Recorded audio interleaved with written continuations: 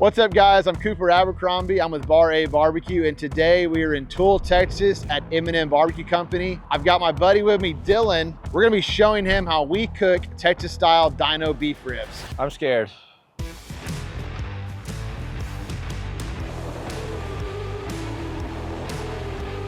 Oh my God. Dude, it's fatty, it's meaty. This is really good. All right, so Dylan, have you ever even seen dino beef ribs? Have you touched them, cooked them? What's your experience with these? I've eaten them. I've never seen it raw. Definitely haven't seen it packaged and brand new like this. Yeah. Haven't seasoned one, haven't cooked one. Yeah, I don't know what I'm doing today. I would say Dylan is as newbie as it gets when it comes to cooking Texas-style beef ribs. So today I want to show him exactly how we cook them at Bar-A, so anyone can watch this video, leave it, and feel confident they can cook it. Because Dylan can do it, anyone can do it. I'm just excited to eat, so. So important note here, when you are cutting these open, you definitely want to make sure you're cutting bone side up so you don't interrupt the meat on the back side. Got it. I may not know how to cut these yet, but I do know how to open this package. There we go. You're a package opening SOB. Okay. You got this thing down. Go ahead and pull one out. Try and keep one hand clean. Oh, these are huge. Holy cow. Okay. All right, we've got the beef ribs out. Obviously, you've got a meat side, you got a bone side. The fun thing and the best thing for a restaurant perspective is, while we don't make a ton of money on beef ribs, because there's a lot of loss in it. They're very expensive. It's gonna shrink up a lot, but we don't have to waste seasoning on the backside. It's the rib, it's the cartilage. No one's gonna eat the rib or cartilage on the bottom of the bone anyway. Got it, So okay. we're only gonna focus on seasoning our top and our sides of this protein. Now, when it comes to seasoning, in Texas, we use 16 mesh pepper and we use salt. Now, salt's a very loose term in this state. Some places have been saying salt, pepper for years. In reality, it's seasoned salt, okay? That's what we're gonna use today. I brought some Rio spices. I've got 16 mesh black pepper from Rio and their seasoned salt, which is what we use every day at Bar-A in the restaurant. First things first, we don't need a binder. It just came out of the cryovac. It's wet enough, it's tacky enough. We're gonna have you season it with the 16 mesh first. That's the pepper. Okay, they both say 16 mesh. They do, but Well, just look at the contents. That's the better tell. Yeah, they both say pepper. So I was reading, but yeah, okay. I do know this is pepper. Yes, that's perfect. All right, now when you season, it's windy out here, but you want to try and season kind of high so you get a nice even pattern when you season. And we're gonna season pretty heavy. Okay. Am I doing it right? You are. So far, so good. The wind. Not too blotchy. Oh, that's great. All right, now you're gonna start to hit your sides. So put your hand right here. Oh, there you go. Kind of bounce it off your hand on the sides. Dude, I'm a natural. I wouldn't say natural, but you're getting it. Go on this side. Okay. Yeah, go on this side. Cool, that looks great. It looks like a lot of pepper. Trust me though, by the time we get this thing smoked and we cook this process, it's gonna take a lot of that potency out. Pepper does a couple things for us. So the darker the product, which, you go to a barbecue place, you see the rich, dark brisket, the big, black dino beef ribs, you're like, those are great, that bark. A lot of that bark comes from this pepper. The more pepper we have, the more smoke we input, the darker the color is gonna be. Gotcha, okay. The less pepper, the less smoke, the more red the color is gonna be. We want a nice, dark, kind of, chocolatey looking bark on this. So we gotta go nice and heavy with that pepper. Cool, we've got our pepper in there first, and we're gonna go back and hit with our seasoned salt. Okay, same thing? Same thing, we're gonna go a fairly heavy layer on top. This salt smells really good. What's in this? Or can you not say? It's got a lot of stuff in it. I don't make it, so I can't tell you. I know it's got some garlic in there, some onion. What else is in there? I have no idea. I just know that this is really good seasoned salt. Yeah, it smells really good. Okay, same thing? Same thing. It's really not too bad, dude. You got a couple spots, hit that spot right there. Okay. We just want to make sure it's nice and coated well. Okay. Cool, that looks solid, dude. Sick. What I would do now is kind of take your hand and kind of just pat down. Just don't smear it, just pat up and down. Kind of get that stuff to activate a little bit. Gotcha. Cool. I think it looks good. It looks okay, yeah. We would definitely, we'd throw it on the pit. This thing's seasoned. We're gonna get this salt 15, 20 minutes to get everything activated. We'll know it's activated when it starts to get kind of a wet, shiny sheen to it around there. Is that the moisture being drawn out? That's the moisture being pulled out from the salt, yeah. Okay. So we don't want to throw this on the smoker or any protein before that salt's activated, because then you're gonna have a chance where it doesn't get to stick, the protein seizes up, and then just starts flaking off. So we have big patches of bark that's not there because the salt never got to penetrate the protein. So if you can wait half an hour, wait half an hour. You know? Got it, okay. While this one sits here, I'm gonna go ahead and get the beef rib that I'm gonna cook today, seasoned up, and I'll show you how it's really supposed to be done. Okay. And then we're gonna get the pit fired up. Perfect.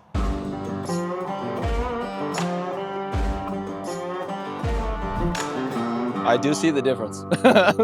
Yeah, like I said, you really did a pretty good job, dude. As much as I kind of gave you shit for it, it looks great. There's not that much of a difference between what you did and what I did. Because I'm being coached the whole time. Because you've got a great coach. Exactly. Right, yeah. So we have got our M&M Smoke King. This is their newest addition. It's the backyard version. I've cooked on this once before. I had an absolute great time with it. It's a super easy pit to run. It's had a great price point too for this kind of, this level of quality. But with this pit, the first step is obviously we gotta get a coal bed going. So we're gonna use our cheater matchlight charcoal, which everyone, I don't give a shit, guys. It's just get the fire started, okay? We're gonna throw the matchlight in there. We're gonna light it. I'm gonna walk over and kind of show you, what pieces of wood we're looking for and how we're gonna set this fire style up for this cook. Because fire style is probably the most important part of the whole cook. There's a million different variations of it. There's different styles of fire? There's a million different styles of fire. What? Because fire is fire. That's what everyone thinks, but it can definitely affect the outcome of the product. So I'm gonna show you pretty much a fail-proof way to run the fire today. It's gonna be super simple for anyone to pick up, even you. Okay. We're gonna put put like a bed like that in there. This is the Is part that where, a good measurement? this is the part where I'm like, I don't know what's going on. Okay. Put what you think would be about 3 handfuls in there. Don't 3 touch handfuls? it, just dump it in there. What you think's about 3 handfuls. Okay. All the way in? Yeah, put it like right there, kind of front, middle, somewhere in there. Okay. Like right here? Yeah, that's great. Okay. Probably like 1 handful or 2 handfuls right there. That looks like 3? That's perfect, dude. That's 3 handfuls on the dot. Yeah, dude. So good. All right, here's your taser lighter. So This light it does up. feel like cheating. Yeah. This doesn't make me feel like a man. I've got shit to do and you got shit to do. So let's get this thing lit. Do I just put it on like multiple rocks or? Yeah, just try and get one lit. If you get one lit, they'll all kind of get going. Just hold it there for a little bit. There you go. Yeah. Dude, I want to buy one of these. That's why we call it matchlight. So that's lit. We're gonna kind of let it do its thing for a little bit. I'm gonna go ahead and the stack's already open. We can go ahead and open the cook chamber door. Kind of let's get as much airflow as we can right now. That's this, right? Yeah. Okay. That's the cook chamber. Oh, it's heavy. We've got airflow. We're gonna let this thing light do its thing. Let's go to the wood pile and pick up the wood for this fire style. Got it. All right, it's Texas, which means we use post oak. Okay. Post oak. Okay. Now, let me clarify. This is Central Texas. We use post oak. Okay. West Texas, you've got mesquite, different stuff like that. It's more natural. So what I always tell people, a lot of places try and replicate Texas style barbecue all over the country, all over the world. And everyone's always in my messages on Instagram, hey, where do I get post oak? How do I get post oak? And I always tell people like, hey, don't try and get post oak. Use what's native to your area. If you want to implement, Texas style concepts with the pepper and the salt, you can be Texas style while still implementing your flavor profile for your regionality, which at the end of the day is what I think makes barbecue really, really cool. We're gonna be looking for splits that accomplish a couple things. A, they need to be the proper size for our firebox. Something about this, that 12 to 15 inch length there. Okay. Nothing too crazy. We also want it to not be, crazy dense. So both of these feel really good. And this is honestly a good trick, and I'm not bullshitting with you, I'll tell you this. If you take your lips, put them on the very end of that piece of wood right there. I know, I'm crazy, I'm just telling you. It's gonna not feel damp or cool. That'll tell you that's a nice seasoned piece of wood. It's not damp. It's all bullshit, I made all that up. No, I'm just messing with you, that is a real thing. Wait, now That I'm is- confused. I feel like I didn't need to put my lips on there. I feel like my chin, my finger. No, I'm telling you. All right, now kiss that one. Is this gonna be wet? No, it's just gonna feel more, it's gonna feel like a cool sensation. Oh, it is. Whoa. So Is this a placebo? what's your difference is this is more of a green piece of wood. It just has more moisture content. If you were to put a moisture meter in this would be at a much higher reading than these splits are. That's weird. That's a great way that you can tell kind of what is a more greener piece of wood, which is a younger, fresher piece of wood, versus what is a more drier, aged piece of wood. I thought you were messing with me. And I still am not sure if you're messing with me and if this is all in my head or not, but I feel like I can notice the difference. You definitely did. I'm not bullshitting on that one. That is a true thing. We're looking for 2 lighter logs and 2 greener logs. I've got one, you've got one, you've got the 2 dry ones. So Got it. this is what we need to start our fire. So let's take the light logs. Yep. And this is what I'm gonna call a bundle fire setup. Okay. A bundle fire just means that we're looking to create a smoky environment. Right. For the fire, it's a little bit harder for the fire to breathe. A lot of people are gonna say that's wrong, it's too much smoke, it's too accurate. It's 100% not. Like we said earlier, pepper and smoke are gonna help with the color. Got it. So right now, as this protein's gonna be basically as wet as it's ever gonna be during the cook these first couple hours, pulling all that moisture out. Right. We wanna make sure we put as much smoke as we can into it to get as much color as we can right off the bat. So this fire style, you're gonna take 1 log, set it on the side of our coal bed, and the 2nd log on the other side, and we're gonna kind of push them in together with our hands. Got it. But like this? Yep, just Flat like out. that. Okay. So like right here. Perfect. Okay. And then this Do other the- side. Opposite side with that one. Does it matter like with With these dry pieces, it does not matter. Okay. It kind of matters with the other ones. Or it does A matter. little bit. So that you'll right? then take it, you kind of push it in. Oh, okay. And what that's doing is you see how it's raised our coal bed? Right. We never want to have a big, massive gap between the bottom of this wood. So when this thing's sitting here, if that coal bed is down here, we got a big gap. Right. Okay. Big gaps create big airflows, creates a really high velocity fire. Now, this is a bundle fire again. So we're gonna kind of set this on top there. And then And we're gonna set this other green log on top right there. And we're just making it really challenging for the flames to like really get too high and too big. So it's gonna produce a lot of smoke. It's gonna produce a nice, slow, kind of smoldering fire style throughout the cook. All right, Dylan, let's go ahead and get these beef ribs on. got it. Grab your beautiful rack that you seasoned. We're gonna put 1 rack here in the back. We're gonna put the smaller side of the bone towards our firebox. Okay. So this way. That way, 100%. Okay. Put that one towards the back, just off the wall. We don't want it touching the wall. So about here. Perfect. That about far That's enough. perfect. Cool. Go ahead and get my beautiful rack out. Okay. Check out my beautiful rack. I love your beautiful rack. Set that one right here. Okay, small side towards the firebox and not touching mine. All right, so we're gonna start with putting the smaller edge of the bones towards the firebox. We are gonna rotate them kind of very late in the cook, kind of let that bigger end catch up just a little bit. But this isn't so much like a brisket where we have to worry about it being too far off. But if we can get them as even as we can, we definitely want to. So these are on. I'm gonna have you shut that door. We're gonna shut our firebox down. We'll adjust our dampener, and then we're just gonna let it do its thing. All right, so you got your fire set. Beef ribs are on. We've shut down the door. Now, another important step here, we need to get our stack adjusted properly. So what's cool about the Smoke King is it has a notch system. So it's actually got a 50% shut, 25%, and 75%. During this first part of the cook, we're gonna sit at that 75% peg. Okay. Now, what that does for us, we're trapping a lot of the smoke, trapping a lot of heat. So you're gonna start seeing smoke coming out of the door or the chamber. We're gonna put a lot of color on this product the first couple hours. Okay. What this does, a lot of people assume that if I shut down the stack, that's what slows down my fire. That's probably like 10% of what actually slows down a fire. What actually controls your fire is your coal bed size and how you build the fire.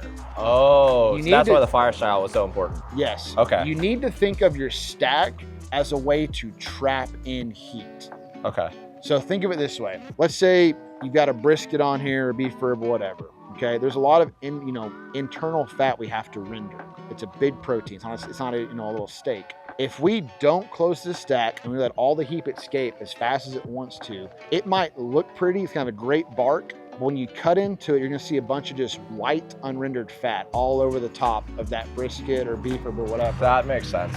And no one wants to eat. That's the fat that everyone's like, oh, I hate fat. You don't hate fat. You hate unrendered fat. No one Right. likes that. That's why when you cook a steak, you gotta like render the fat side. 100%. When you get Okay. that dark yellow tone to it, that fat that's actually been rendered and cooked properly, it's like butter and Right. to a flavor profile. So by shutting down our stack, we're trapping that heat, which is making that heat escape slowly through the cook chamber, because the smoke and heat just does this throughout the entire cooking process. It's like a big circle vortex. It's going out. It's like an air fryer. Cooking with air. So by going slow, we're allowing that heat to have enough time to render you know, and cook evenly both sides and that internal fat too. Okay, that So makes that's sense. why we shut down our stack.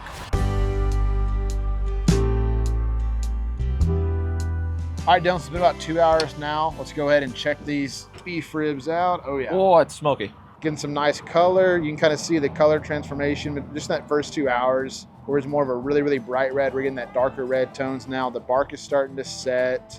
We're still really, really early in this cook. You can tell the bark is starting to kind of want to start set. It's not quite built in there yet. You can see the kind of light patches in there. When all these patches get a little more dark, that'll be an indicator like this right here is what we're kind of looking for at this point in the cook. So we'll let these keep rocking. We're gonna go ahead and rebuild our fire so I can rebuild it. Okay. We wanna stay nice and smoky, but we are gonna get pretty hot now. Beef ribs can take a lot of high heats. We're gonna be rocking 275, 300 on this, the Texas Smoke King, and a nice smoky bundle fire. So let's get that cranked back up again. You got it.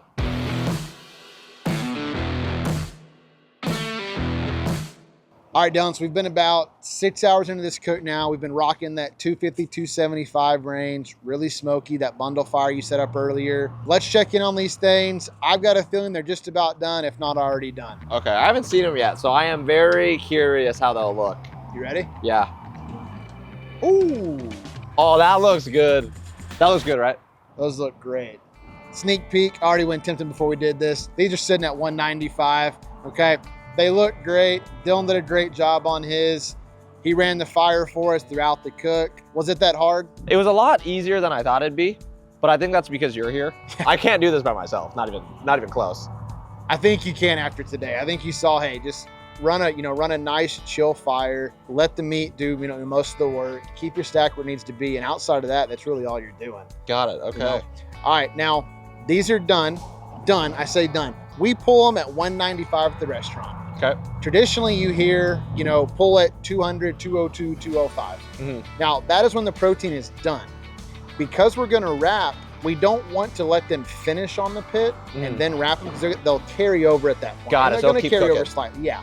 So we wanna slightly under pull it just so that when we wrap it, it's gonna finish at the desired temp of 200 and not 210. Got it, if we okay. pull it too late. So we'll get them pulled off and I'll show you that process. Okay.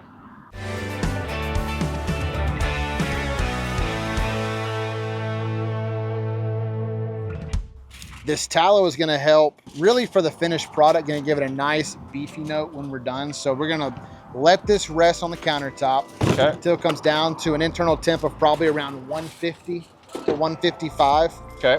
Once it hits that temp, we'll pull them out. We're then going to pour the tallow all over this beef rib, make it look nice and shiny and beautiful. And we're gonna cut into it. And that tallow is gonna fall into all its crevices and give it that really, really just extra rich beef note at the end of this thing. Understood, I'm hungry. This looks so good.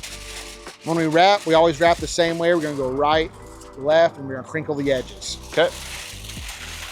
This way, Right, that way. left, and then crinkle the edges. And you just fold up your edges right here. Not gonna lie, this seems easy enough. I think I can do this part. I got it. All right, grab a big old handful and put it in there. All right.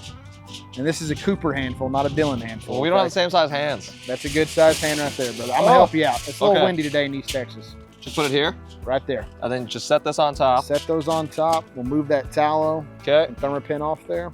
okay. And we're gonna go right. This side. How tight? Just like Right this? there's fine. Now pull your left side up. Okay.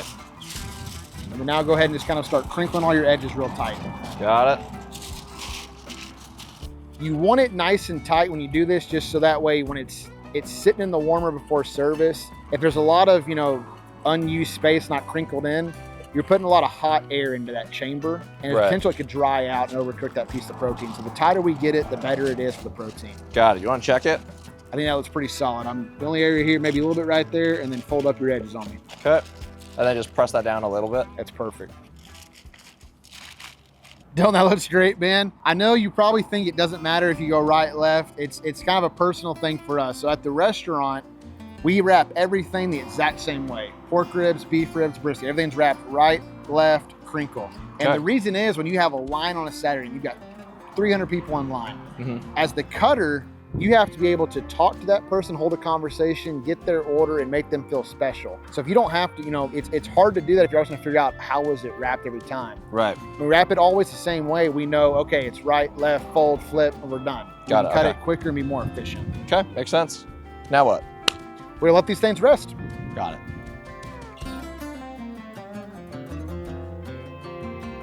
All right, Dylan, they've been resting now for about an hour, hour and a half. I just temped them. They're sitting around that 150 mark internally.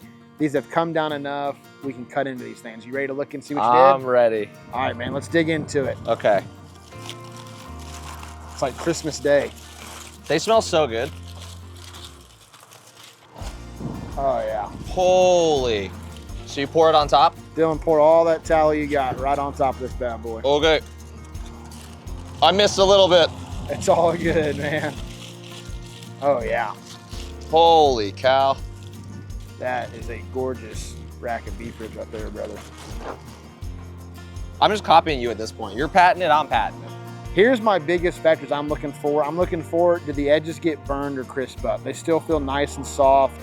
That lets us know we ran the fire properly, never got too hot. And by we, I mean you ran the fire properly. Great job. Thank you. These look fantastic. Bark looks great. I think you did a great job. Thank you. Looks wise, but looks only take you so far in life. I know you understand that. Was that backhanded? I can't tell. Let's get these things cut into and let's actually taste them, okay? Got it. I'm gonna show you how we cut them here at Bar-A. The most important step when you cut them is always the double knife tap, okay? No matter what you do, double knife tap. Okay.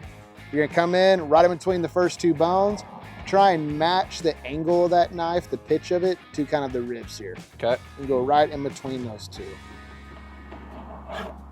There's one.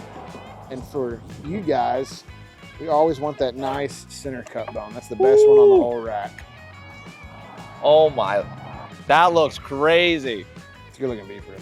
That is beautiful. I think you did pretty good, man. If my guys showed me that on the block, I would be very, very pleased with everyone's effort on that. So they should be scared for their jobs. They should be scared for their jobs. If YouTube doesn't work out, give me a call, please. Okay? Yes, let's go.